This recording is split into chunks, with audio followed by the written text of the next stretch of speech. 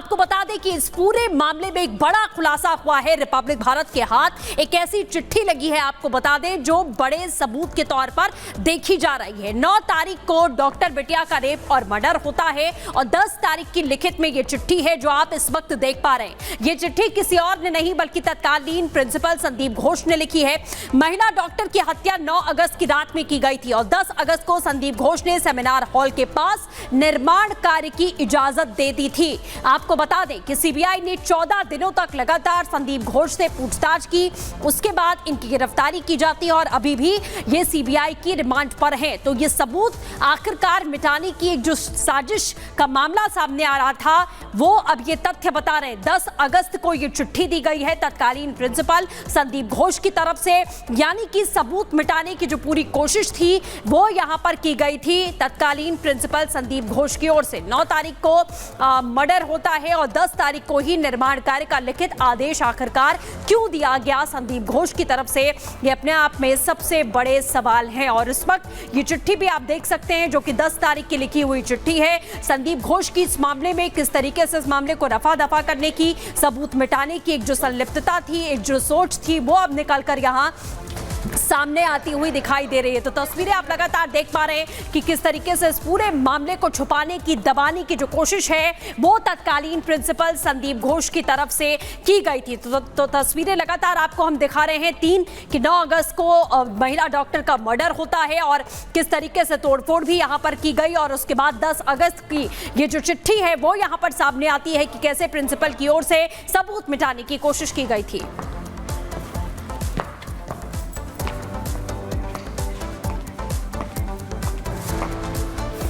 और अब बढ़ेंगे खबरों में आगे और अब बात करेंगे अवैध मस्जिद किसकी जिद।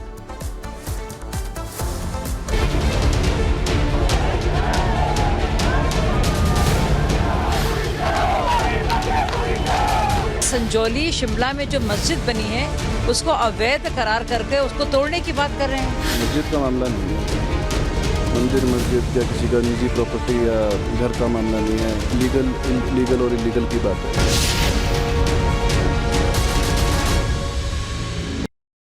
तो अब बात कर रहे हैं दरअसल शिमला की, जहां पर एक मस्जिद को लेकर संग्राम मचा हुआ है। जी हां, सड़कों पे नारेबाजी हो रही है। दरअसल मस्जिद के 3 फ्लोर अवैध बताए जा रहे हैं। अवैध निर्माण से लोग भड़के हुए प्रदर्शन कर रहे हैं। हालांकि अब ये जो मुद्दा है वो सीधे उठ रहा है विधानसभा के भीतर, जिसको लेकर ओवैसी ने अब कांग्रेस को घेरा है और कहा है दरअसल कि शिमला में कुछ लोग संघ की भाषा बोल रही हैं। तो ये 5 तस्वीरें हैं शिमला की, जहां पे देख रहे हैं कि किस तरीके से एक मस्जिद के अवैध निर्माण को लेकर हंगामा मचा हुआ है। सीधे रुख करते सहयोगी कोमल का, जो कि जुड़ रहे हमारे साथ तमाम जानकारी के साथ। कोमल, जिस तरीके से एक मस्जिद के कुछ फ्लोर को लेकर हंगामा मचा हुआ है, इसको लेकर सियासत भी गरमाई हुई है, क्या जानकारी मिल रही है? क्या ये मस्जिद ढहाई जाएगी या फिर चुप्पी साध ली जाएगी?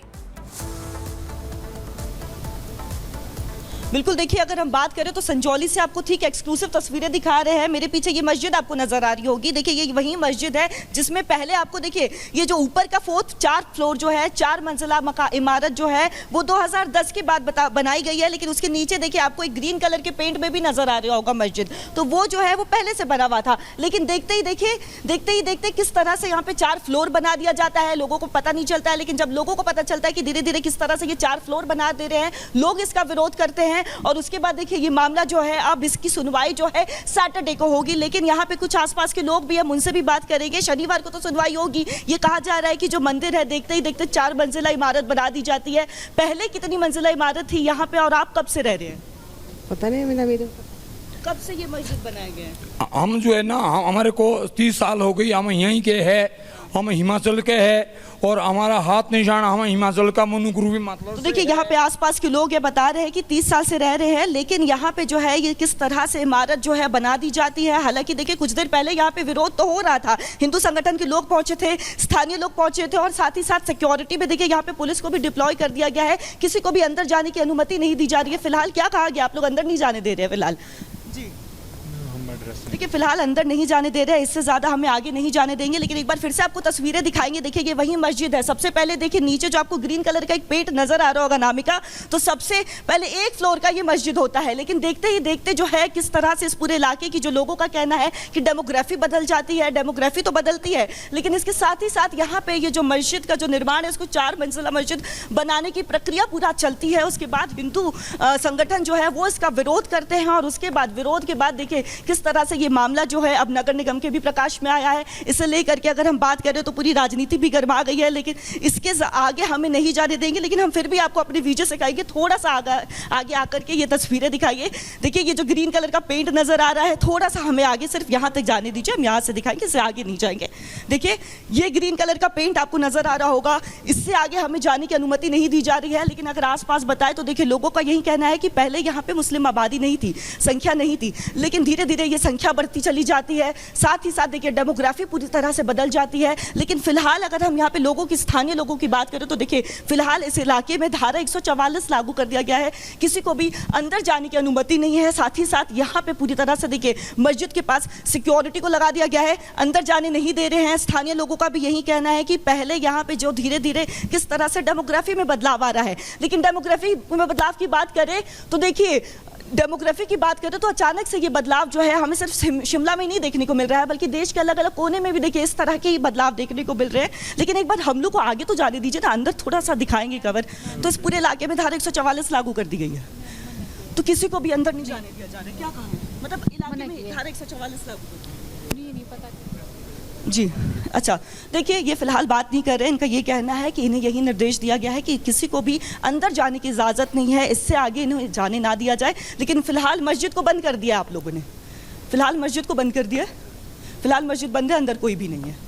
तो देखिए फिलहाल इनका यही कहना है कि मस्जिद बंद है, अंदर कोई भी नहीं है, क्योंकि जिस तरह से विरोध लगातार बढ़ता चला जा रहा है। इसके पहले भी हमने तस्वीरें देखी थी कि किस तरह से हिंदू संगठनों यहाँ पे, इस हिंदू संगठन जो है वो यहाँ पे पहुंचते हैं, लगातार विरोध करते हैं। साथ ही साथ देखिए उन्होंने ये भी दे दिया, अल्टीमेटम दे दिया है कि शनिवार को जो सुनवाई है, अगर ये सुनवाई में अगर ये जो 4 मंजिला इमारत आपको नजर आ रही है जो कि अवैध तरीके से बनाई गई है, अगर इसे ढाया नहीं जाएगा तो इससे भी बड़ा प्रदर्शन जो है, जो आज नजर आया है उससे भी ज्यादा प्रदर्शन जो है, बड़ा सा प्रदर्शन पूरे हिमाचल में देखने को मिलेगा। ये हिंदू संगठन की तरफ से साफ तौर पर अल्टीमेटम दे दिया है। लेकिन इस पूरे इलाके की बात करें तो सिक्योरिटी ऑफिशियल्स आपको नजर आ रहे होंगे, किसी को भी अंदर जाने की अनुमति नहीं है। फिलहाल इन्होंने कह दिया है कि मस्जिद को बंद कर दिया गया है भारी विरोध को देखते हुए।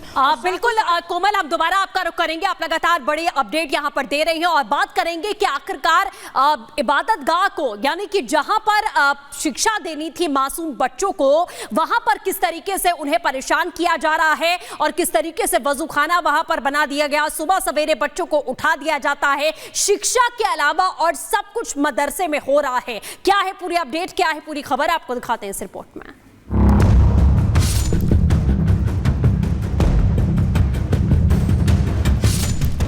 जांच में खुलासा, स्कूल की आड़ में मदरसा।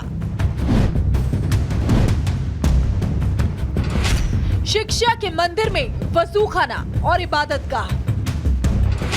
डॉक्टर इंजीनियर की जगह हाफिज उलेमा और मौलाना बनाने की साजिश। मध्य प्रदेश के श्योपुर में 56 अवैध मदरसों का खुलासा होने के बाद मोहन सरकार लगातार इनके खिलाफ कार्रवाई कर रही है, जांच के आदेश दिए हैं। साफ निर्देश है कि अगर अवैध मदरसा मिला तो सरकार हंटर चलाने में कोई कोताही नहीं बरतेगी। प्रशासन और बाल आयोग लगातार अवैध मदरसों की जांच कर रही है। इस दौरान सागर से तस्वीर सामने आई, उसने सभी को हैरान कर दिया। यहाँ पर स्कूल की जमीन और स्कूल के नाम पर मदरसा चल रहा था। जब बाल आयोग की टीम स्कूल का निरीक्षण करने पहुंची तो मदरसे का खुलासा हुआ। मध्य प्रदेश बाल आयोग की बात करें तो ये लगातार ऐसी जगहों की, चाहे वो मदरसा हो चाहे वो स्कूल हो, वहाँ का निरीक्षण करती है। और इसी निरीक्षण में सागर से एक बड़ा खुलासा हुआ है, क्योंकि बाल आयोग की टीम ने हाल ही के दिनों में सागर में जांच की, मौके पर पहुंची और वहाँ पाया कि स्कूल की मान्यता थी लेकिन उसके अंदर मदरसा चल रहा था। स्कूल की जमीन पर मस्जिद मिली, इबादत गाह के साथ वजू खाना मिला। बच्चे भी स्कूल यूनिफॉर्म में न होकर कुर्ता पजामा और सिर पर टोपी के साथ नजर आए। बाल आयोग की टीम ने जांच की, पूरे परिसर का वीडियो बनाया और सबूत के तौर पर उसे शिक्षा विभाग को सौंप दिया।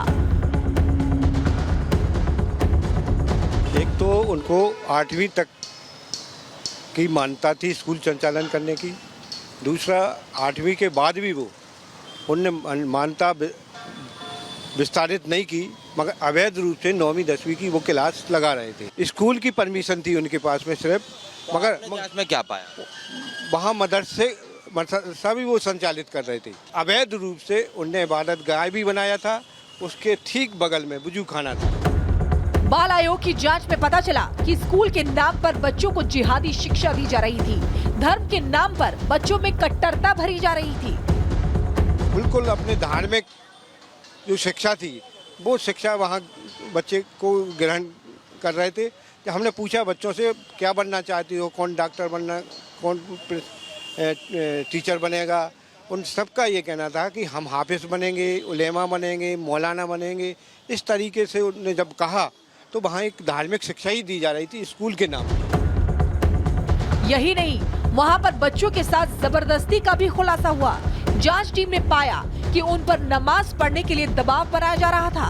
इसके साथ ही छुट्टी का दिन भी जुमे के लिए रखा गया था। बच्चों को सुबह 5 बजे जगाया जाता था, फोर्सली जगाया जाता था, बल्कि उनको डांट डपट और मारपीट तक की जाती थी।